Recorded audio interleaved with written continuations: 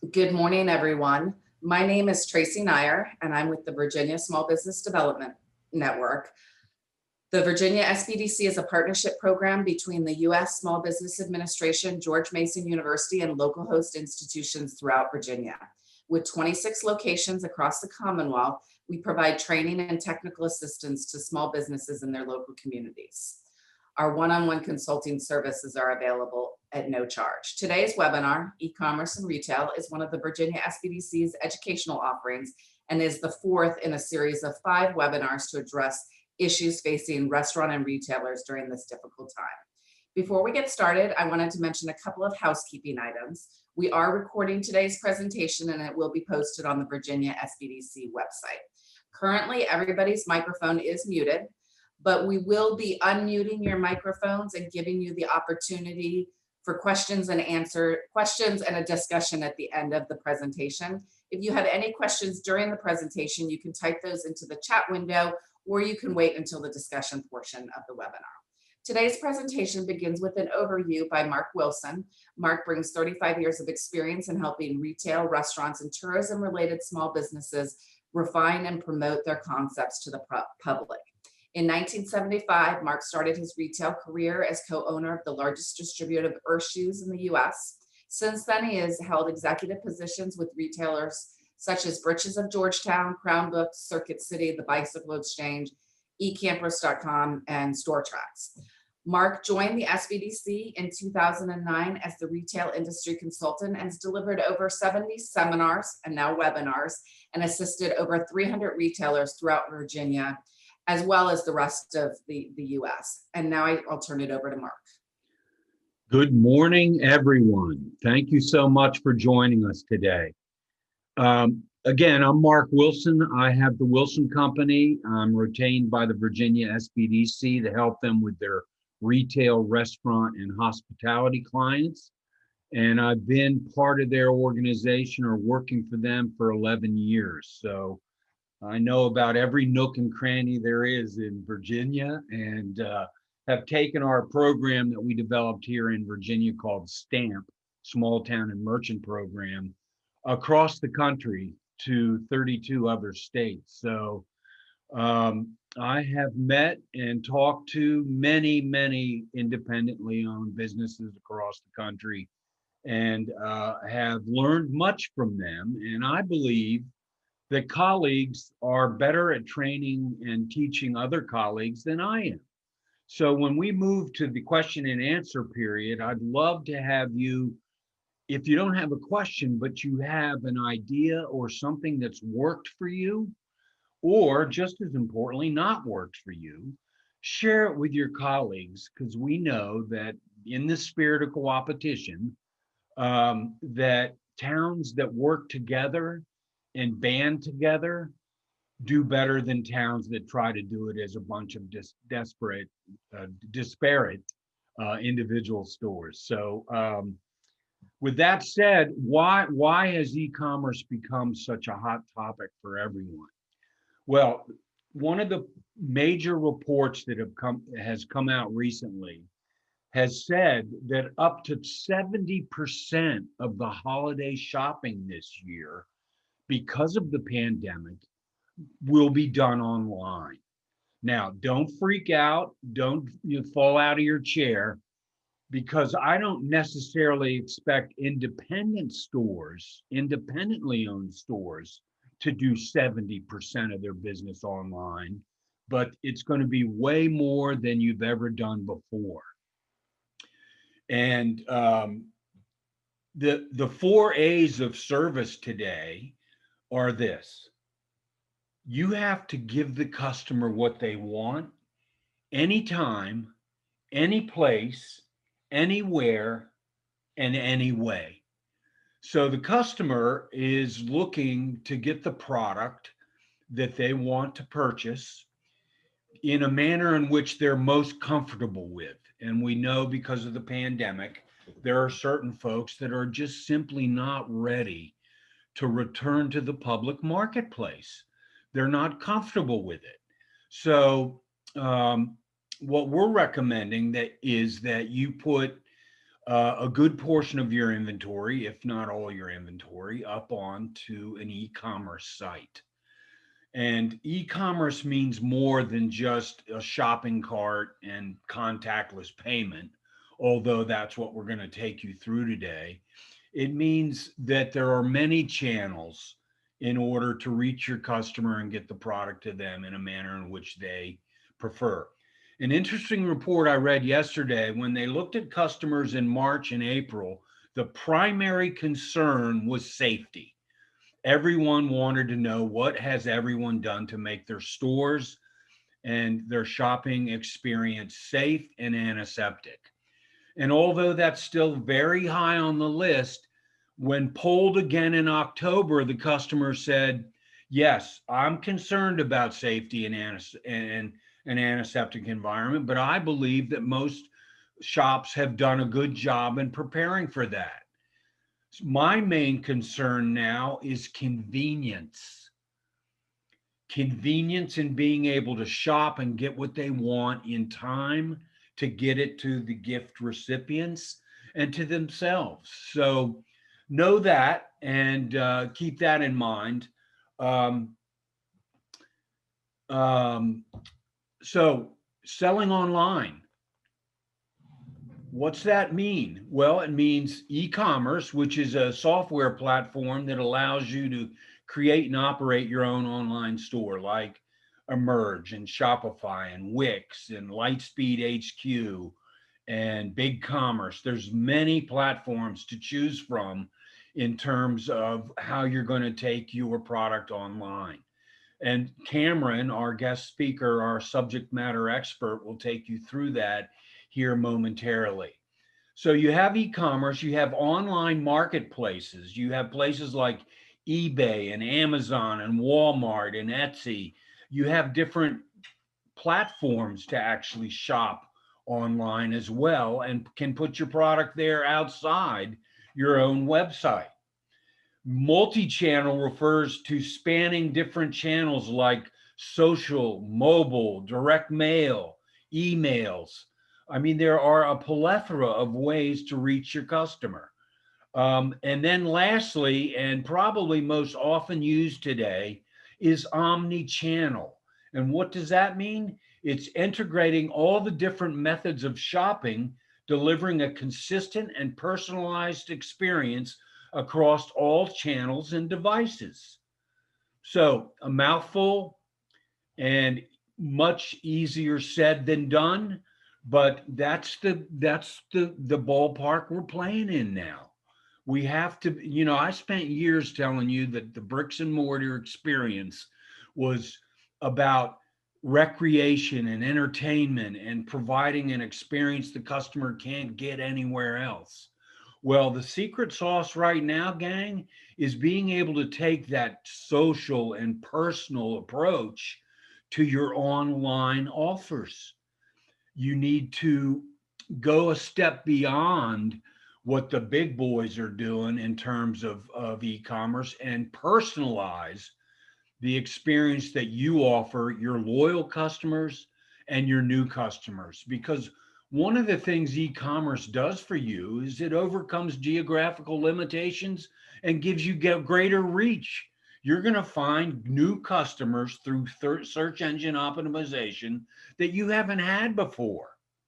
And it's certainly convenient. It makes it easier to online. You can offer deals and coupons and rewards and those kinds of things. And we all know the consumer is simply changing the way they shop.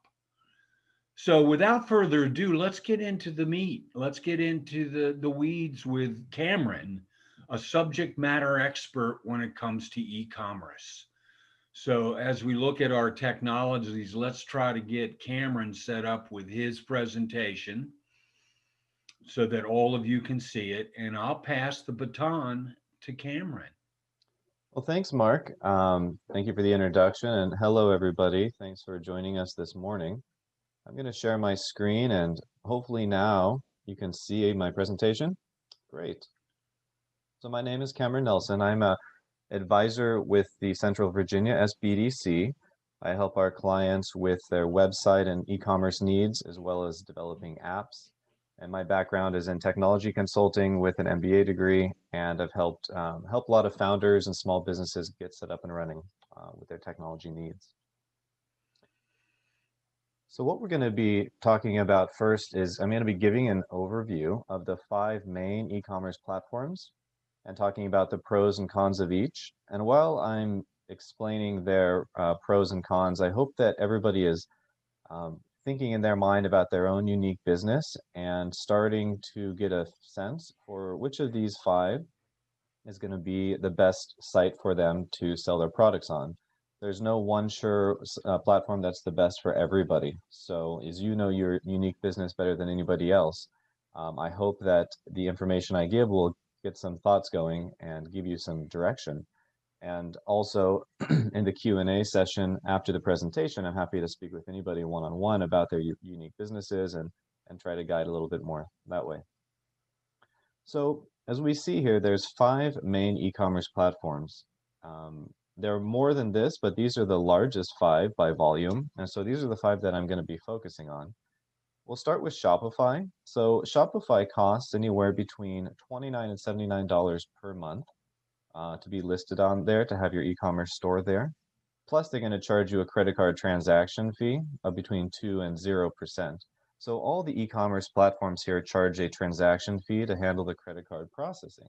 Shopify has a unique setup, whereas if you want to use their payment gateway, they'll actually charge you 0% credit card transaction fee. And that's pretty unique across these. So that's a good way to save some money if you want to go with their integrated credit card processing. Shopify features an extremely easy to set up page. So most people who have never even set up an e-commerce store before can set it up within 6 or 8 hours and have their products listed for sale. And it also offers easy one-click selling to the consumers. It doesn't really allow you though to customize that checkout process very much. So this can be a problem if you're selling anything that has to be customized, like different size shoes or different colors or patterns on something. Shopify doesn't give you a lot of flexibility there. So if you're selling something like one of those items, you're going to want to look into some of these other options. And the next option here is Etsy.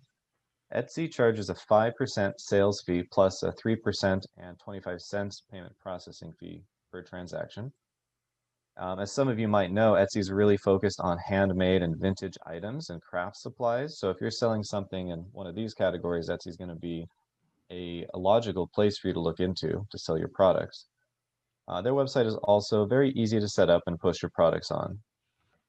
The third one is the newest e-commerce platform on this list, which is Facebook Shops.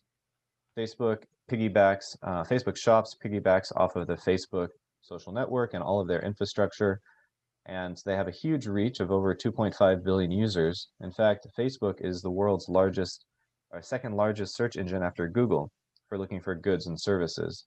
So it's got a gigantic network. They charge a 5% sales fee across the board, and they gear it towards small businesses and merchants. So if you like Facebook, if you already use Facebook, maybe you have a Facebook page for your business and have a lot of followers, then it's definitely something for you to look into. If, on the other hand, you're not a fan of Facebook, then there's some other options here that would probably be better for you.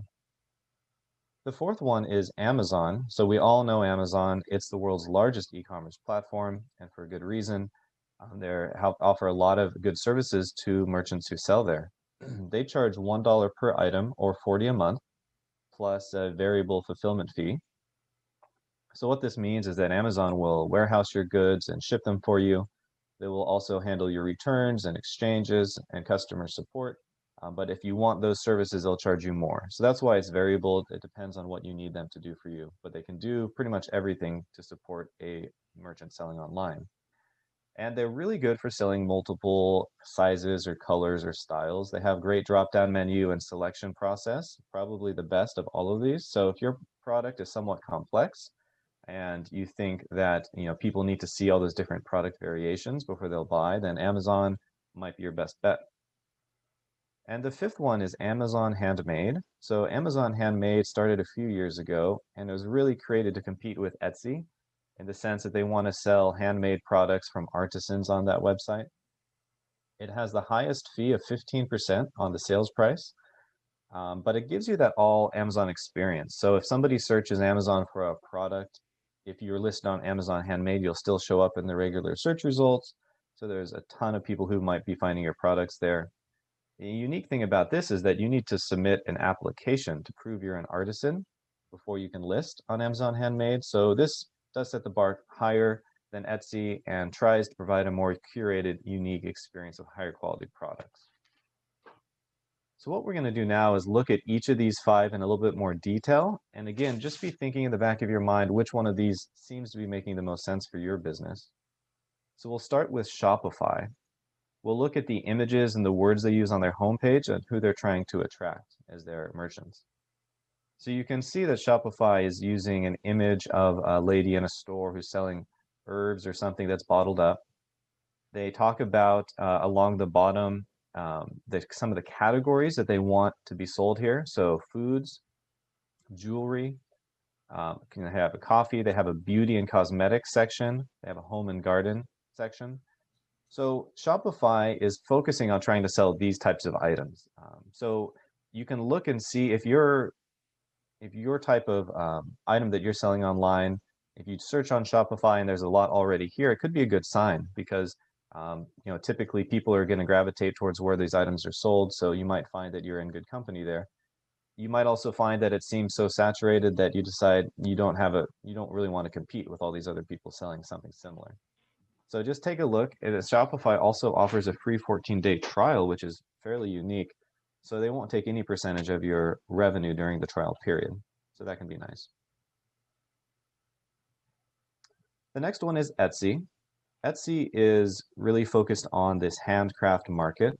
You can see along the top some of their categories, jewelry again, craft supplies, arts, home decor. They also highlight some products here that are like the top sellers. So they have recently viewed and more products. So these are like the trending items. You can actually get a lot of good market data by looking at the trending items. And if something that you want to sell is currently trending, then it might be a good time to upload that product and try to sell it on Etsy, for example, just to capitalize on those trends. And I'll talk more about what products to sell in a moment. Facebook Shops, like I mentioned, is the newest platform on this list. They were launched about 7 months ago, and they have the great technical expertise that the Facebook platform is built on, so it's very fast, very robust.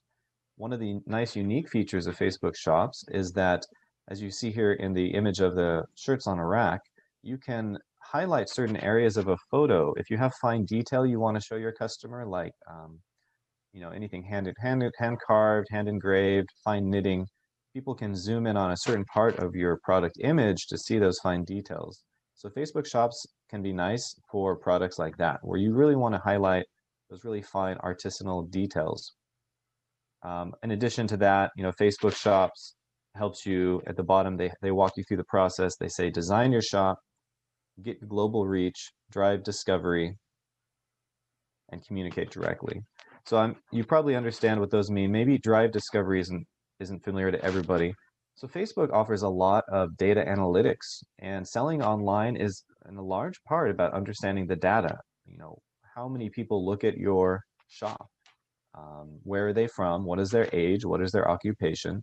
Almost all of these sites, and especially Facebook, knows this about all the people shopping on your e-commerce site. So by using the data they provide, you are able to improve your results, to fine-tune and tweak your store to get more sales.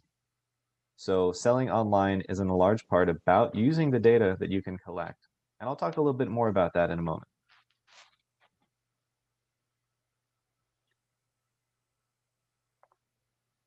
The next site is Amazon. I think we're all familiar with Amazon. It's the world's largest e-commerce platform. It really does things quite well because it's really the world's largest for a good reason. They have an excellent checkout process that allows you to customize for different shapes, sizes, colors, or textures of your products. They offer great customer service. They are one of the most expensive here. and they are not without their problems. And one of the biggest problems with Amazon recently are fake reviews and fake products. And this can be a real challenge. What essentially happens is if you're selling, say, a dog collar, there might be a Chinese company or an overseas company, let's just say, that makes a ripoff that's very, very similar. And then they pay for a bunch of fake reviews that are all 5 stars. And what ends up happening is the legitimate products get buried under this deluge of fake inferior products with higher reviews. And it's a problem that people have been complaining about, and Amazon is probably trying to work on it, but let's just say it's going slow. So if you do try to sell on Amazon, you'll definitely encounter this at some point. So it's just something to be aware of, and it is a bit of a risk if you want to sell on Amazon. Amazon Handmade is the section of Amazon meant to compete with Etsy primarily, and they really help to focus on handcraft and artisanal goods. So you can see in the picture at the top, typical things that they would like to be selling would be some handcrafted wooden products, some toys or kids games. Looks like they have some probably homemade candles, homemade textiles, things like that. They also have down below these curated collections, so socks, some sort of moisturizer cream, and artwork. So if you're selling things in any kind of artisanal category, Amazon Handmade can be an excellent place. There's an application, so they have a higher quality product overall, and they still deliver that great Amazon experience, which has made Amazon the largest e-commerce platform in the world. So it's a good one to consider. So now that we've looked at the top 5, I'm going to give you a little bit of insight into how do you set up your e-commerce store. What are some of the considerations of any of these 5 that you pick? These are the steps that you're going to want to go through. So first, you're going to need to find a product to sell. Secondly, you're going to customize your starting e-commerce template. And third, you will add your products. So how do you find a product to sell? First, you need to ask yourself, how many products do you plan on selling? And my advice to most small businesses is it's quality over quantity at this stage. Because every product you upload requires multiple photos, it requires descriptions, and if you have 100 different products and you want to post them all, that's going to take a lot of time. It's often better to focus on the 10% of your products that are your best sellers or that you think will be your best sellers online. Start there and take really good images and descriptions of those products first. So things to look at when you're trying to find a product that you want to sell online is ask yourself, does it solve a customer pain point? And if so, how big is that pain? The bigger the pain, the bigger your chances of selling a product. Does your product appeal to enthusiasts or hobbyists? If so, you have a good niche on selling on Etsy or Amazon Handmade.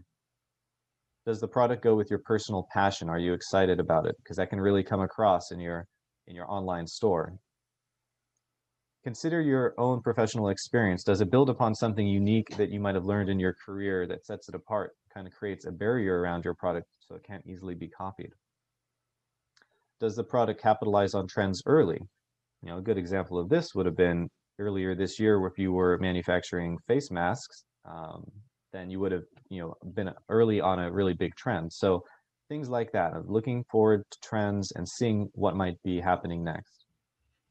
Read customer reviews on existing products. So these can be your competitors' products. See what the customers are saying about it. Do they like it? Do they hate it? And why? This can give you good insight into a product that you might want to sell. Litmus test your launch or your products before you launch. This means, don't go all in and start listing dozens and dozens of products before you know if any of them are even going to sell. Start small, start fast, and learn from your experience. You should browse what's trending on online marketplaces. So you saw in one of the examples that there were the hot sellers on a website. Amazon always does this very well. They tell you the #1 product that's being sold in a category, and this changes every day. So this can give you a lot of great insights into what's trending and might, provoke you to want to post some products over others. Research products with higher profit margins. When you shift from selling physically to selling online, you also have to remember that you're now a commodity, because there's really no difference that anybody can tell between your coffee mug and the 20 others that look just like it.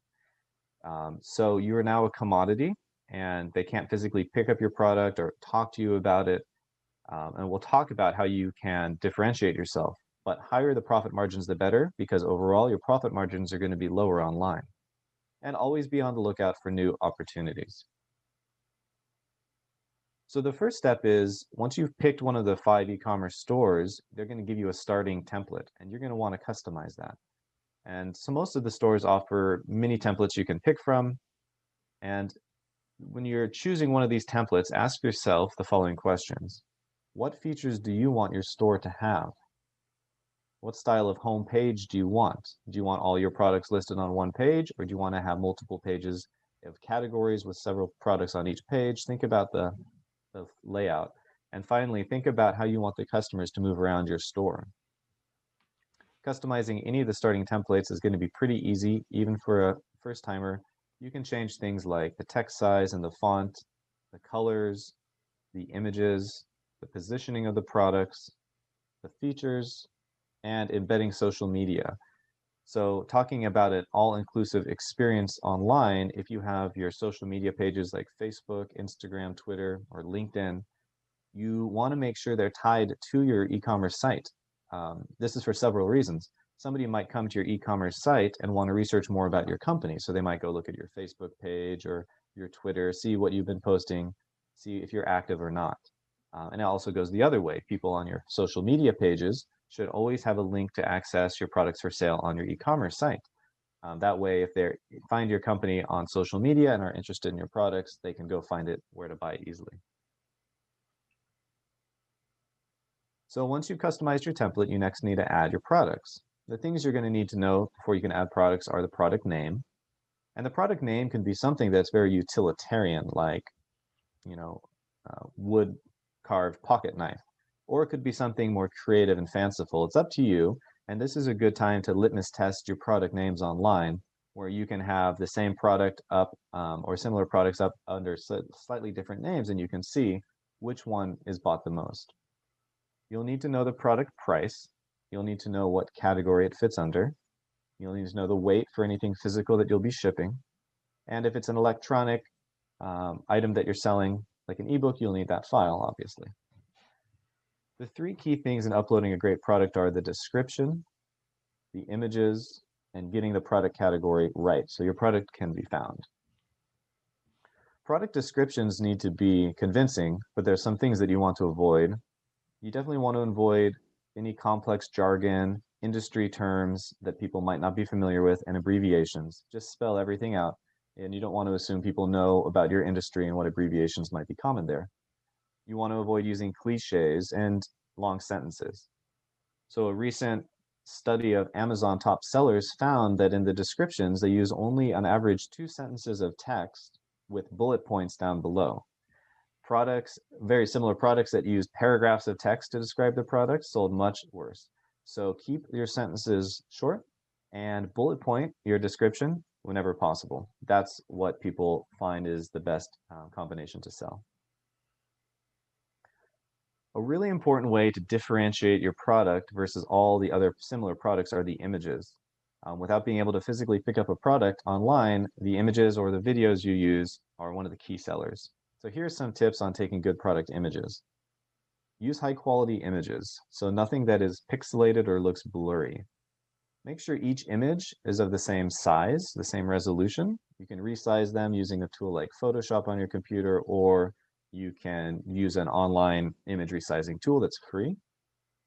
You can take your own photos usually if you have a new modern smartphone, like an iPhone X or newer, the last 2 years.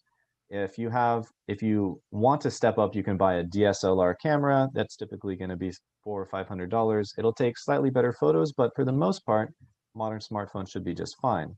Just keep in mind that you want to have a consistent lighting setup, and you want to have a neutral background so your product is easily seen. On some of the websites, the e-commerce platforms, they provide an option for 360-degree photos, which can be really handy if you want to show the backside of your product and different angles of it. So if this is an option, I definitely recommend you make use of it, and the website will walk you through how to take a 360-degree photo for them. You can also add all of the variation images for your product. So if they come in different styles, colors, shapes. Make sure that your e-commerce store shows the entire range of the options. And like I mentioned, Facebook Shops has the ability to zoom in. If you have a product that you think is going to benefit from that, you can take just a really high resolution photo, and then some websites like Facebook will allow you to specify a zoom in point so they can click on that and get more details. And lastly, you want to optimize your images so they upload fast and your e-commerce store displays fast, so it doesn't take a long time to load. So you can do this by using a free online image compression tool. Just Google that, and it will reduce the file size of your images before you upload them without impacting the quality.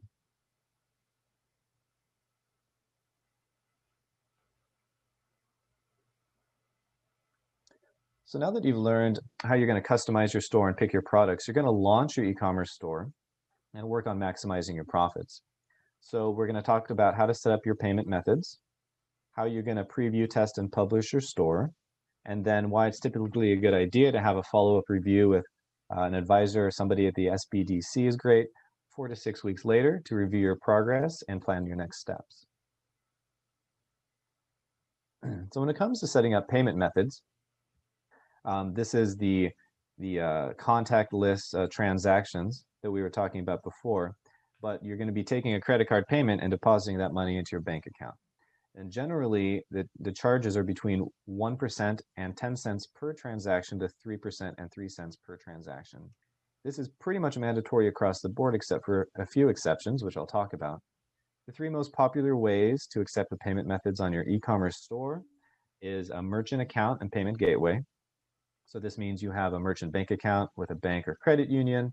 They will accept payments for you from the e-commerce store and deposit the funds into your bank account.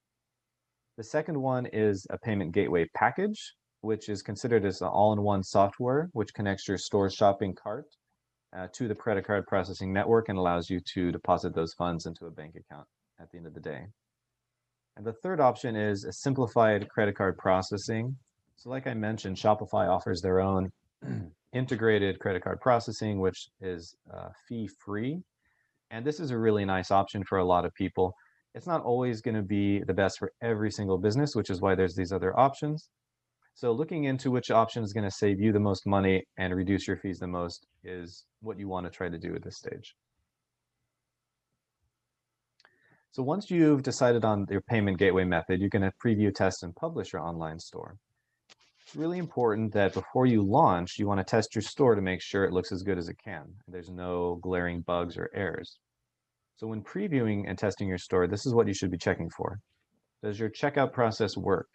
And the easiest way to check this is to buy something yourself, go ahead and pay for it, then refund yourself from the back end.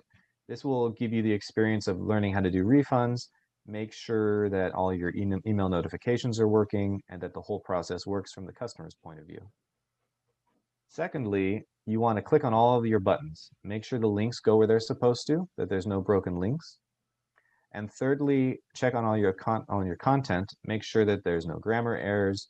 Make sure that all the pictures show up properly on mobile devices, on Mac, on Windows.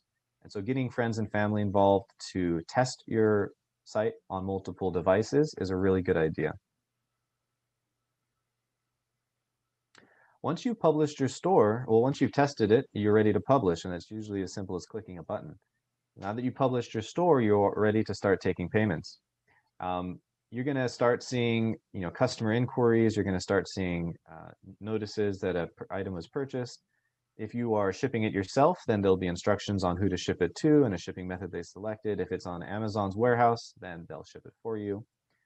But you'll go through this process and you'll be learning a lot. So it's a good time to reconnect with an advisor to talk about your experience and how to optimize your online business 4 to 6 weeks later. When you set up a meeting to talk to somebody, these are some of the things that you should discuss. Did you meet your sales and revenues goals for the first month? What feedback did you receive from your customers online? Which of your products sold the best and also the worst? And were there any surprises there? What new ideas do you have for products to sell online now, since you've been looking at the competition? What have you learned from your competitors, and what are they doing well? What are they not doing well? And finally, what are you going to try to do differently going forward? because like I said, the e-commerce world is very commodified, and you can't be successful if you stay static. So it's always a game of evolving your marketing approach, your images, and the products that you post. And so talking with someone who's been through that process before can save you a lot of time and grief, and hopefully set you on the right path for success. So that concludes my presentation. I'll just end by saying across Virginia, the SBDCs have advisors and consultants who are happy to speak with you about your own business. You can also reach out to me directly if you would like. My email address is here. And we're happy to have one-on-one meetings. All of our services are completely confidential and cost-free.